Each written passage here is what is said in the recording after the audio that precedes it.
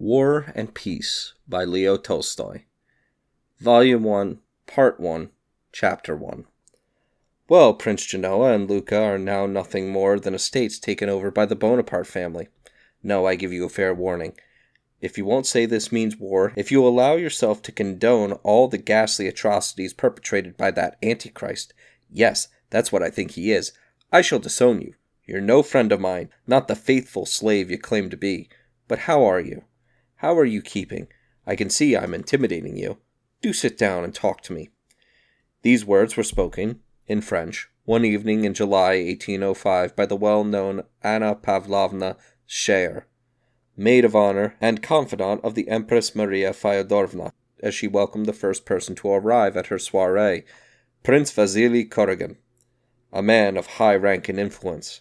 Anna Pavlovna had had a cough for the last few days, and she called it la grippe, grippe being a new word not yet in common currency.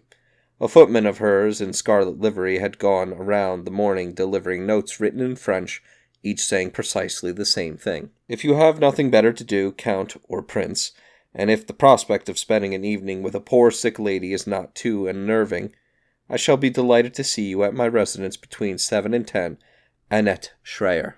My goodness, what a violent attack, replied the prince, who had only just come in and was not in the least put out by this welcome. Dressed in his embroidered court uniform with knee breeches, shoes and stars across his chest, he looked at her with a flat face of undisturbed serenity. His French was the elegant tongue of our grandparents, who used it for thought as well as speech, and it carried the soft tones of condescension that come naturally to an eminent personage, grown old in high society and at court.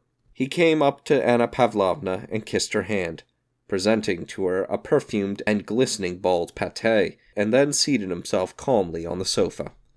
First things first, he said. How are you, my dear friend? Put your mind at rest.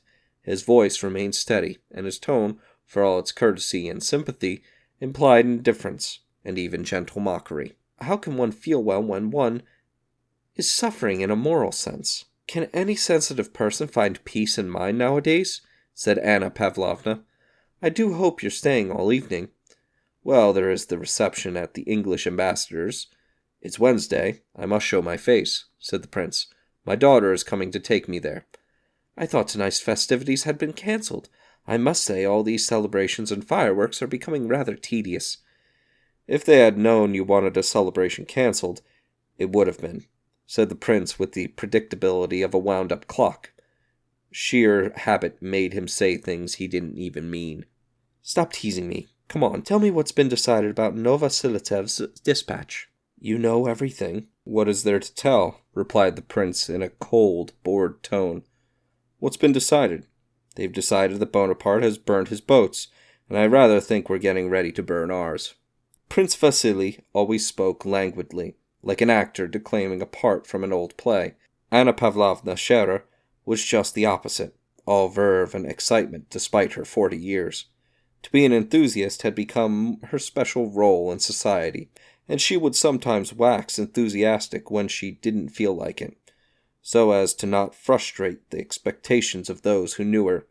The discreet smile that never left her face, though it clashed with her faded looks, gave her the appearance of a spoilt child, with a charming defect that she was well aware of, though she neither wished nor felt able to correct it, nor even thought it necessary to do so.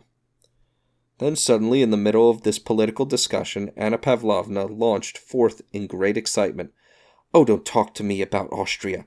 Perhaps it's all beyond me, but Austria has never wanted war, and she still doesn't want war. She's betraying us. Russia alone must be Europe's savior. Our benefactor is aware of his exalted calling, and he'll live up to it.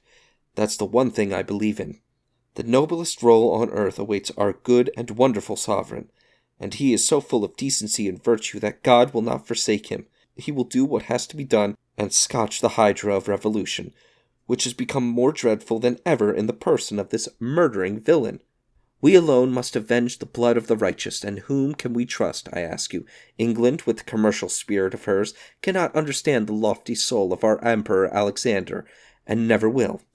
She has refused to evacuate Malta. She keeps looking for an ulterior motive behind our actions. What did they say to Novosiltsev?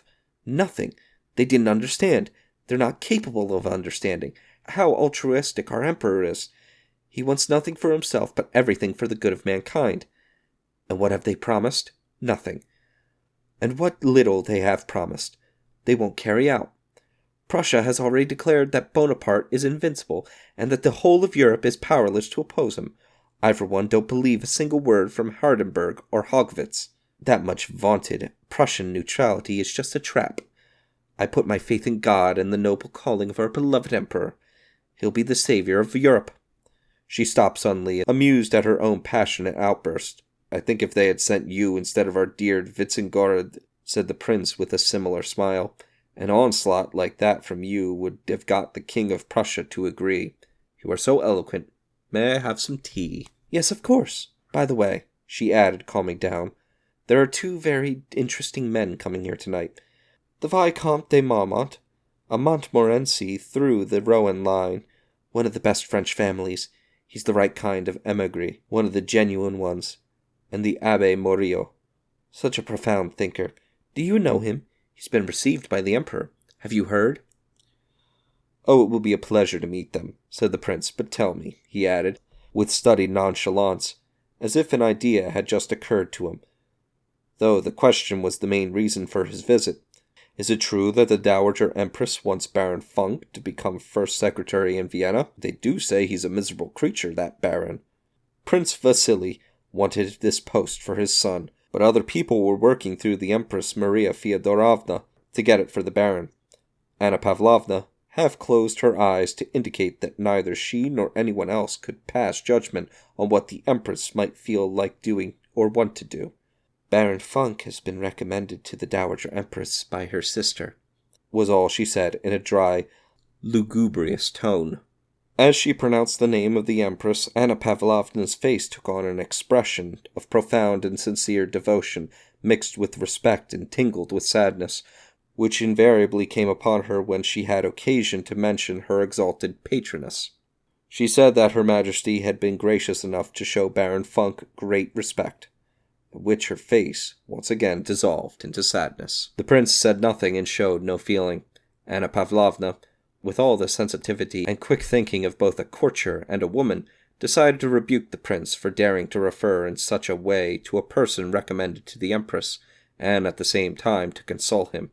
But on that subject of your family, she said, do you realize how much your daughter has delighted everyone in society since she came out? They say she's as beautiful as the day is long. The prince bowed as a remark of his gratitude and respect. I often think, Anna Pavlovna resumed after a short pause, edging closer to the prince and smiling sweetly to indicate that the political and social conversation was now at an end, and personal conversation was in order. I often think that the good fortune in life is sometimes distributed most unfairly. Why has fate given you 2 such splendid children? I don't include Anatoly, your youngest. I don't like him. She commented in a peremptory tone and with raised eyebrows. Such charming children. I must say you seem to appreciate them less than anyone. You really don't deserve them. And she smiled her exuberant smile. What can I do? Lavater would have said that I have no paternity bump, said the prince. Oh, do stop joking. I wanted a serious talk with you. Listen, I'm not pleased with your younger son, just between ourselves. Her face went all gloomy again. His name has been mentioned in Her Majesty's presence, and the people are feeling sorry for you. The prince said nothing, while she gave him a knowing look, waiting in silence for his reply. Prince Vasily frowned. What can I do? He said at last. You know I've done everything a father could do to bring them up well, and they have both turned to be idiots. At least Hippolyte's a fool on the quiet, Anatoly's the rowdy one. That's the only difference between them, he said with an unusually awkward and forced smile, which gave a sharp twist to the lines round his mouth, making it surprisingly ugly and coarse. Why do men like you have children? If you weren't a father, I could find no fault with you, said Anna Pavlovna, looking up pensively. I'm your faithful slave. I wouldn't admit it to anyone else, but my children are the bane of my life. They're the cross I have to bear. That's how I explain it to myself. What would you? He broke off with a gesture that signaled his resignation to a cruel fate. Anna Pavlovna thought things over. That prodigal son of yours, Anatoly. Haven't you thought of marrying him off? They do say," she went on, "that old maids have a mania for matchmaking. So far I've never been conscious of this failing in myself, but I do have a certain little person in my mind, someone who is very unhappy with her father, a relative of ours, the young Princess Bolkonsky." Prince Vasily made no reply, but being quick on the uptake and good at remembering things, qualities that came naturally to the denizens of high society, he gave a slight nod to show that he had noted her comment and was considering it. "No, listen, do you realize that boy's costing me 40,000 rubles a year?" he said, obviously unable to check the dismal drift of his thinking. He paused. "What will it be in 5 years' time if he carries on like this? You see what the benefits of fatherhood are.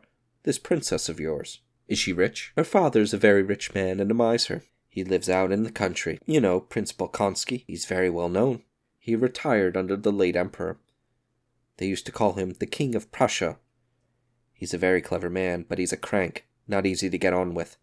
Poor little thing, she's as miserable as any girl could be. It was her brother who married Liza Menin, not too long ago. He was one of Kutuzov's adjutants. He's coming here tonight." "Listen, my dear Annette," said the prince, suddenly taking his companion's hand and pressing it downwards for reasons best known to himself. "You set this up for me, and I'll serve you like a faithful slave forever. Or slave, with an F, as my village elder puts it when he writes to me. She's a girl from a good family, and she's rich. That's all I need." And with the freedom, familiarity, and sheer style that were his hallmark, he took hold of the maid of honor's hand, kissed it, and gave it a little shake, easing back into his armchair and looking away from her. "Wait a minute," said Anna Pavlovna, thinking things over. "I'll have a little talk with Lise, young Bolkonsky's wife. This very evening. Perhaps something can be arranged. I'll use your family to start learning the old maid's trade."